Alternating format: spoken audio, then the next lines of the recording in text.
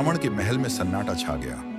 मंदोदरी की आंखों से आंसू बह निकले, पर रावण का अहंकार अब भी जीवित था। इंद्रजीत ने जादू की शक्ति से अदृश्य होकर बाण चलाए। उसके एक शक्तिशाली शस्त्र से लक्ष्मण घायल होकर भूमि पर गिर पड़े। पूरा रण क्षेत्र मौन हो गया। हनुमान तुरंत हिमालय से संजीवनी बूटी लाए, पर्वत सहित। जब लक्ष्मण की आंखें खुलीं, तो राम के चेहरे पर चमक लौट आई। उन्होंने कहा, जिस युद्ध में धर्म साथ हो, वहां मृत्यु भी हार जाती है।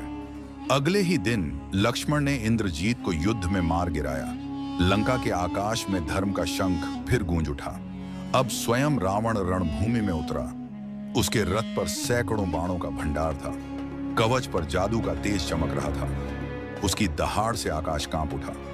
राम, आज तेरे अंत की घड़ी आ गई। श्री राम शांत स्वर में बोले, रावण, तू विद्वान है, शिव भक्त है, पर तेरे भीतर का अहंकार तुझे नाश की ओर ले जा रहा है। रावण ने प्रहार किया।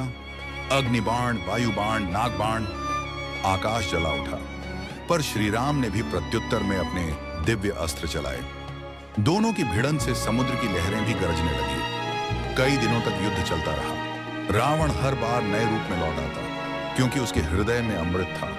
तब विभीषण ने श्री राम को रहस्य बताया, प्रभु, उसका अमृत उसके नाभि में छिपा है, वहीं उसका अंत है। श्री राम ने अग्निबाण चढ़ाया, हाथ जोड़े और बोले, हे रघुनाथ, हे धर्म देवता, आज ये बाण अधर्म का अंत करेगा। बाण सीधा रावण की नाभि में जाकर लगा। उसका विशाल शरीर गिर पड़ा। धरती हिल उठी और आकाश में शंखध्वनि गूंजने लगी। जय श्री राम, जय धर्म की विजय। रावण के प्राण निकलते समय उसकी आंखों से पश्चाताप के आंसू बह निकले। श्री राम ने स्वयं जाकर उसके शरीर के पास खड़े होकर कहा, हे लंकेश, तुझ में ज्ञान था, शक्ति थी, पर अहंकार ने तेरा नाश कर दिया। तेरा अंत किसी वैर का नहीं, धर्म की स्थापना का प्रतीक है। लंका में शांति छा गई। वानर सेना ने दीप जलाए।